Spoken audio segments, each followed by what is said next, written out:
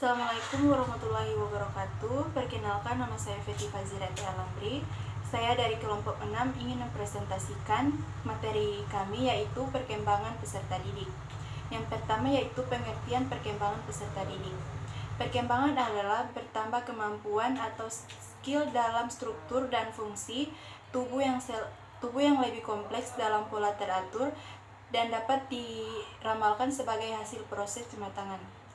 Sedangkan proses peserta didik menurut Hermino adalah individu yang secara sadar ataupun karena pengaruh dari orang lain yang peduli akan individu tersebut akan dapat mengembangkan potensi yang ada pada dirinya yang menuntut ilmu untuk cita-cita di masa mendatang yang lebih baik.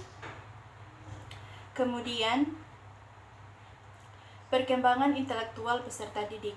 Yang pertama yaitu perkembangan intelektual atau kognitif adalah proses di dalamnya melibatkan proses memperoleh, menyusun, menggunakan pengetahuan serta kegunaan mental, kekuatan mental seperti berpikir, mengamati, mengingat, menganalisis, mengevaluasi, memecahkan persoalan dengan berinteraksi dengan lingkungan. Selanjutnya yaitu teori perkembangan kognitif Vygotsky.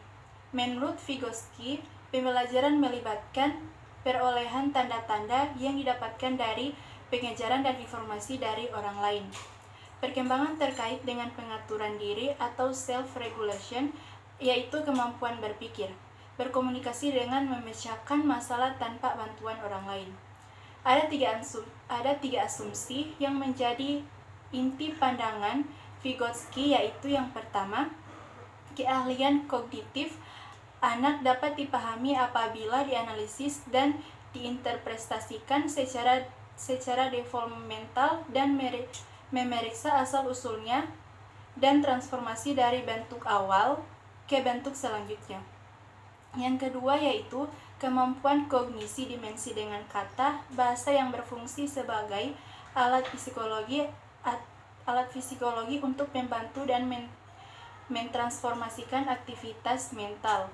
Jadi, bahasa adalah alat penting karena membantu anak pada masa kanak-kanak awal atau early childhood untuk merancang aktivitas dan memecahkan masalah. Yang ketiga yaitu kemampuan kognitif berasal dari relasi sosial yang dipengaruhi latar belakang sosiokultural, misalnya dalam suatu kultur dan dalam mempelajari berhitung dan menggunakan komputer, dan kultur lain pembelajaran berhitung menggunakan batu atau jari. Baiklah, itulah penjelasan dari saya. Mohon maaf bila ada salah kata. Assalamualaikum warahmatullahi wabarakatuh.